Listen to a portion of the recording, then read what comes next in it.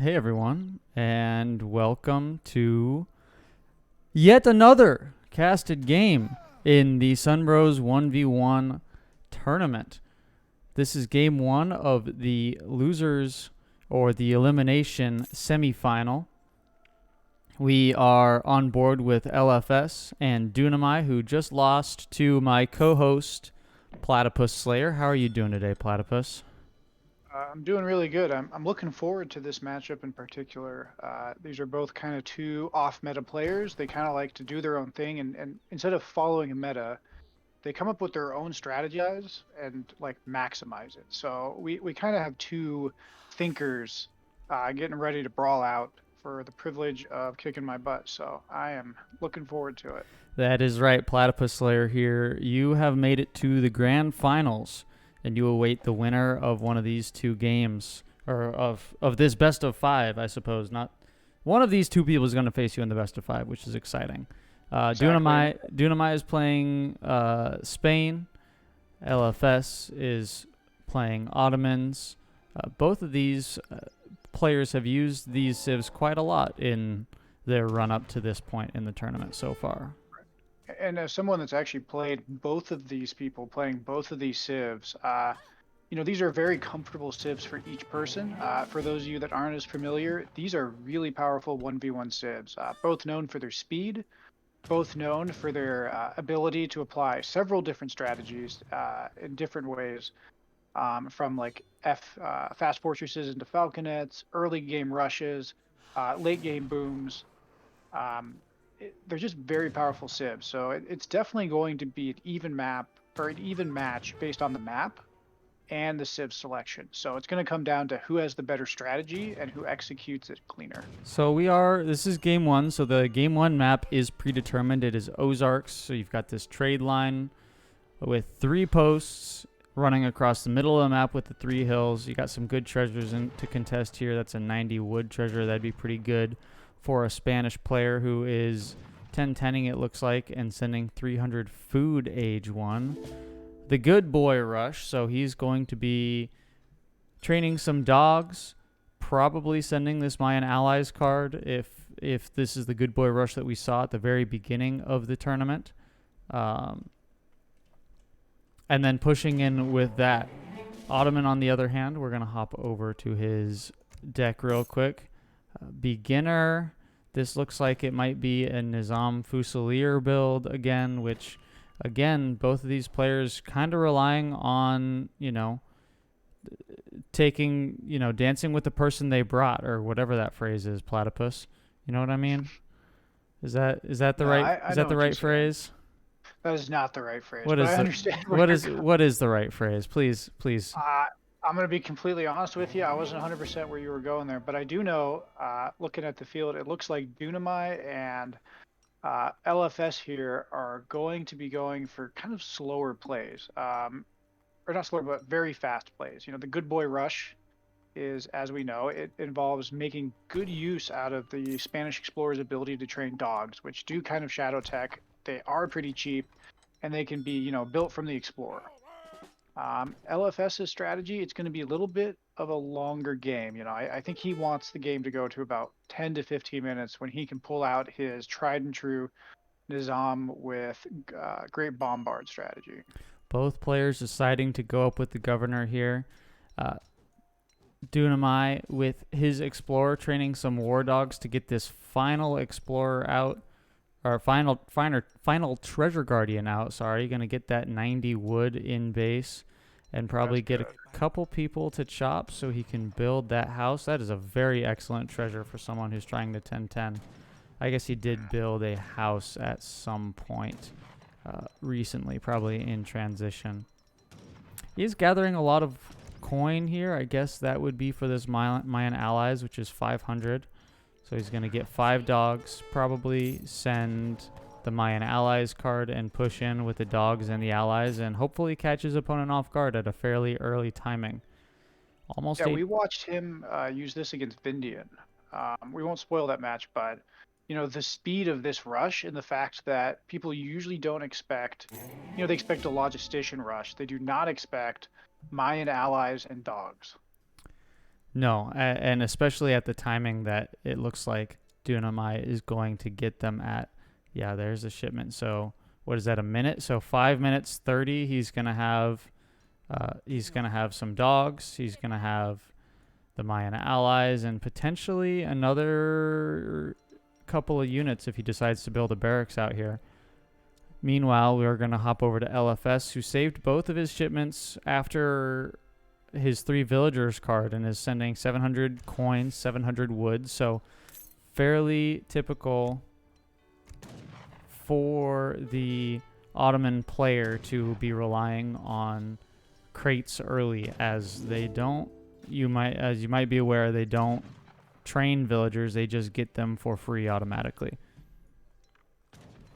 So relying on that crate income to build up. He does have the outpost in base here and is taking, what treasure is this? A native warrior. So a little bit further defense for LFS here. Dunamai obviously being very aggressive with the rush. There's the Mayan allies going to come and try and siege this mosque down.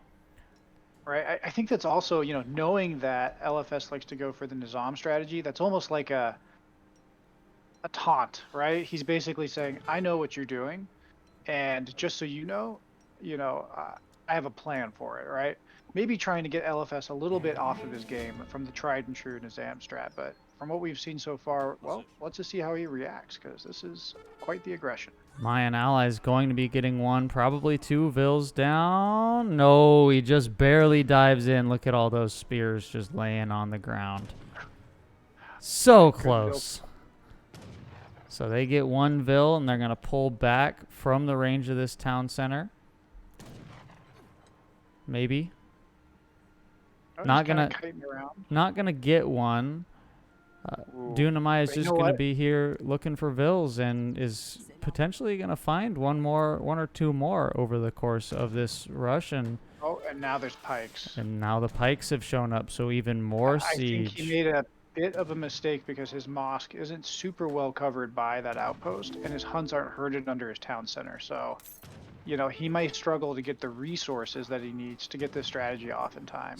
There's another vill. So there's 2 more vills that go down. Meanwhile, LFS is going to 3 with the Admiral of the Ocean Sea for even more wood, calling Minutemen to defend his base a little bit more. We're going to hop over to Dunamai, who's sending rods behind this. Minutemen coming over to maybe take care of these allies who are not.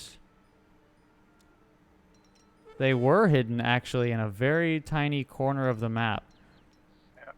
But they come back into sight, these Minutemen. Not quite down to 1 health. And here are the good boys. There's the 4 good boys finally making their appearance with the Rodoleros.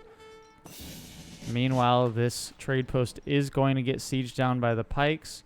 LFS did finally hit age 3, has the Rex, training Janissaries. This mosque is going to go down. The dogs are going to get these Minutemen. Yep, there they go. And the Hulkan allies the Hulkan Javelineers are going to get another villager. So this is looking pretty good. Oh, there goes the mosque, and that is huge. Without the mosque, you can't research the technologies to get the Nizam. He also used a shipment to get advanced mosque. Yep, he has sent that in. I didn't see that.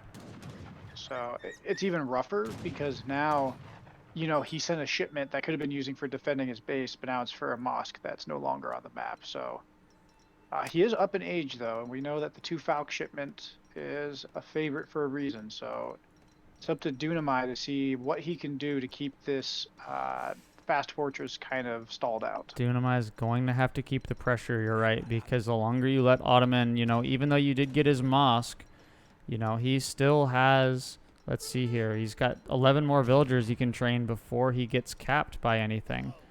So he's got plenty of time before he has to build the mosque up. He's in no hurry right now, although he is not gathering any food at the current point in time, and I'm not sure why that is. That doesn't seem to make very much sense to me, Platt. Could just be how far away the hunt is, or it can be the fact that Ottomans, they produce villagers for free, albeit slowly. So It could also be, he's looking for spot, or either not spot. Yeah, I'm sorry, Mamluk. Does he have Mamluks in the deck?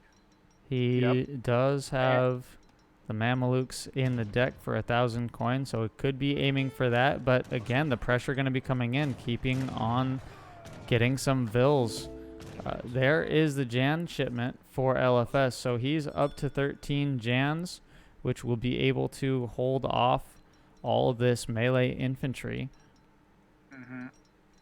Jan's being both kind of tanky with a lot of HP and then having a higher melee attack than the normal musketeer. Oh, Dunamai's right behind him. Yep. Finally going age 3. Wants to keep this mass alive. Has sent House of Trostamara, so it was cheaper. I'm not sure exactly how much cheaper it was, but it looks like he sent after the pikemen and then the rods, sent House of Trostamara, potentially with some 300 wood or food shipments in queue. Dunamai 21 Vils, 214, so obviously sniping all those villagers, having a huge impact on the LFS eco. And now Dunamai is age 3 and looks like potentially beating LFS. Yes, beating LFS to the Falcons. So that is going to be huge. Those Falcons are going to get in and they're going to siege this outpost down. They're going to get the barracks. Yeah, the pop space is also massive. Again, the way that LFS has its deck set up, kind of the weakness to the Nizam build is it's harder to pump out, the 3 to 4 TCs that Otto likes to do, right? And that's their version of a boom. They produce villagers slowly but for free, so more TCs, more Vils. But they don't like to lose Vils. They're very weak to raids, and so his economy is going to be a lot weaker than Dunamai, who at this point can basically sit behind this and just boom and hope that LFS can't get to 4 to bust out the Nizam and Great Bombard shipment. So that was pretty excellent strat by Dunamai, I have to say there, taking the pikemen and drawing the Janissaries out while the Hulken Javelineers came around and were able to snipe a villager, and now the this is just an absolute mess for LFS here. He pulls the Janissaries into to deal with the Javelineers, and guess what? Then there's Falcons in his face. So excellent work by Dunamai here. LFS has to kite away to try and escape from the Falconettes, and unfortunately it's not going to be enough. Yeah, he can't run easily because the Hulkons are faster. Not to mention, Jans really aren't great at range. They're great in melee, but they do lose out in range. So now you got 5 more good boys coming in. Gonna try and maybe find a villager. Where are these pikes? Are still hanging out up here. Could come in for a raid. Lancer's gonna come in, so the Janissaries are going to have a counter. We're gonna hop over to him. He is sending in Stradiots now. So those Stradiots are going to remind me. Stradiots are basically mercenary hussar. Yes. Essentially. Whereas the Mamluk is more of like a meat shield or a tank, the Stradiots do a lot more hand damage. So yes, they are more like a hussar and more aggressively balanced of the 2 merc shipments he has. So those Stradiots, I am assuming, are going to try and deal with these Falconettes if they can hop on them. The push is coming back in. We're going to see if another villager goes down. LFS still only on 16 villagers. Not going to be able to get another villager down. The Stradiots are about to pop up. Town center going down now, getting sieged from the Falconettes. There's the Stradiots popping into the back of the base. And a decent mass, 10 Janissaries. So a decent mass from LFS. Here come the Stradiots. Going to try and pop on the Falconettes. Look like they're going to be able to get to them. Yes, they are. They're going to pop on. There's one. Second one probably going to go down shortly afterward. Lancer's busy dealing with the Stradiots. Now finally getting onto the Janissaries, but between the pikes and the Javelineers, those Stradiots are down the drain.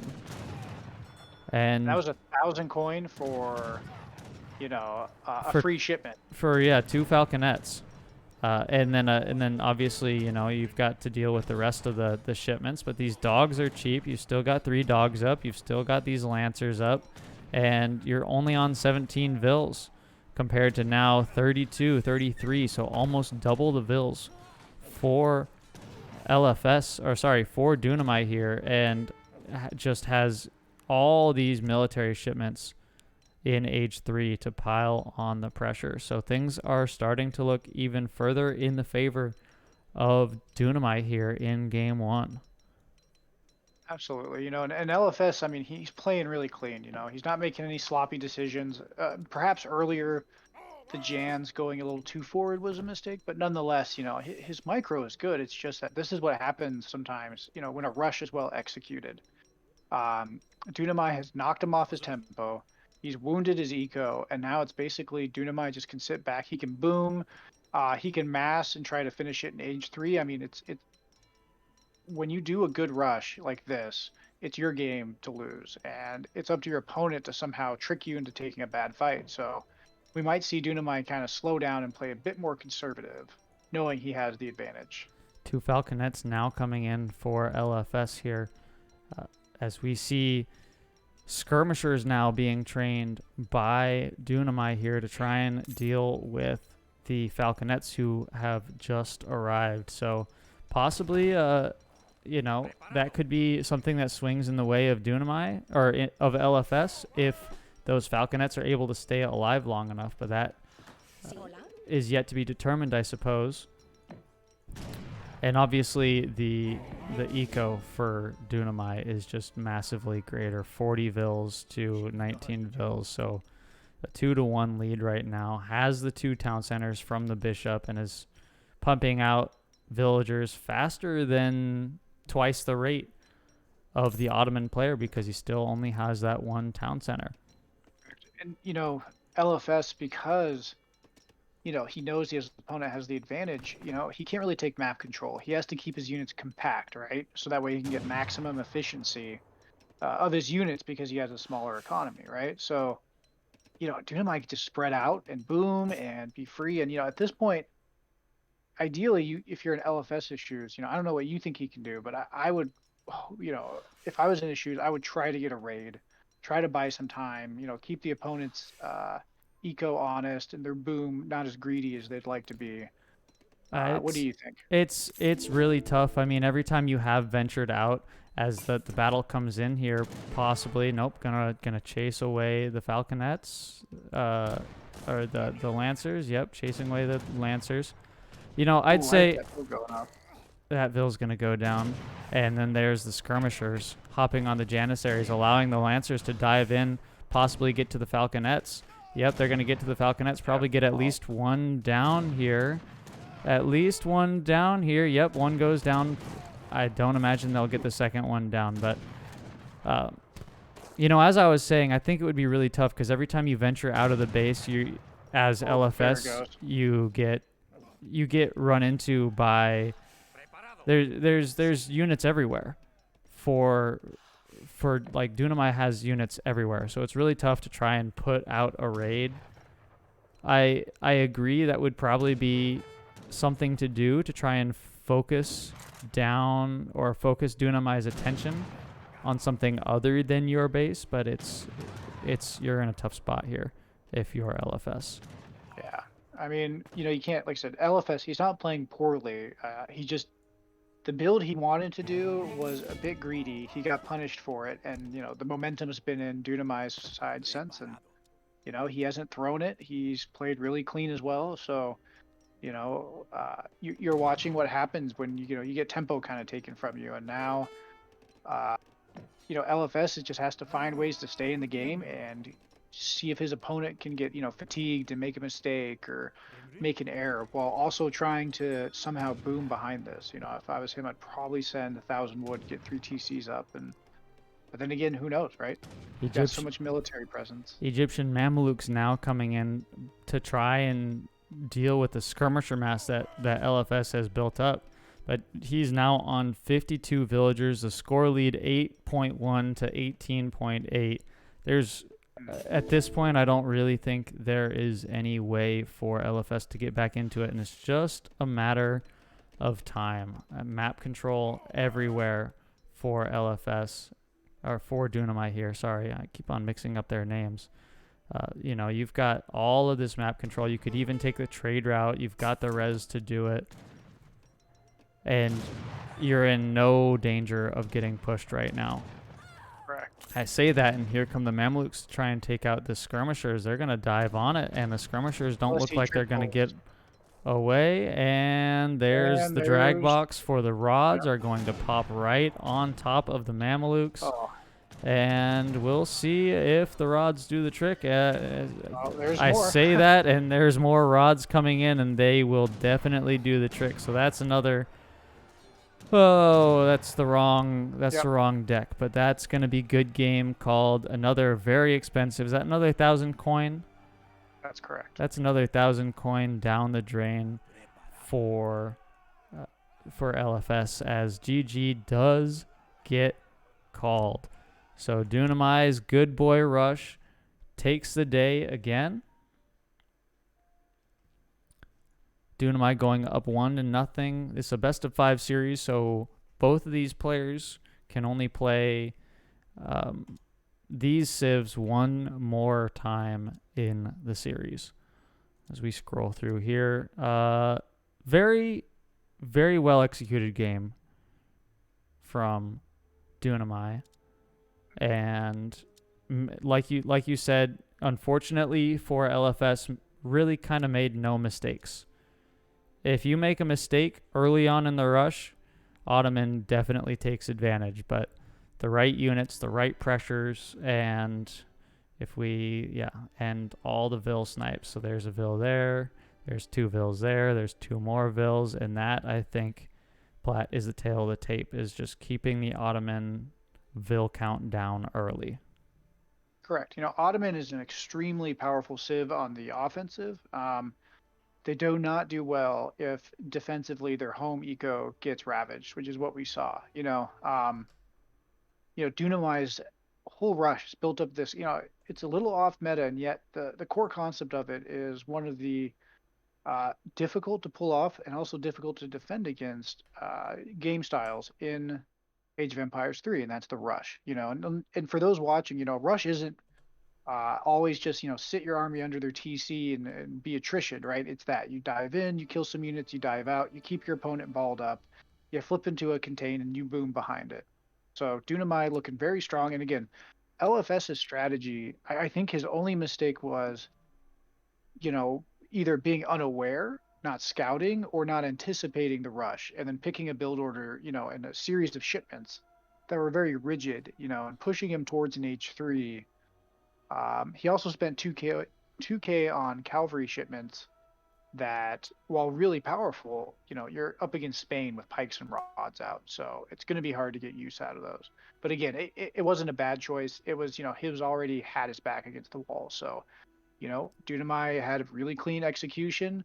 LFS is a strong player, showed why he's a strong player, but just in this case, his strategy was a bit mismatched. And, ultimately, when you have 2 even players and one person picks a strategy that gives them a bit more momentum, this is what happens. So good game, though, to both players. Well played, both players. We will hop into the next game here that will be live in just a little bit, actually, where we have LFS picking a map and counter-picking Dunamai's Civ for Game 2, which we will see you in very shortly. If you like the video, like it with the button on the thing below the video. For more, you can subscribe. We've got, at this point, pretty much the entire tournament uploaded to the channel. And more to come. The grand finals with you, against you. Platt, one of these 2 players. We'll see you in the next one, guys. Peace out.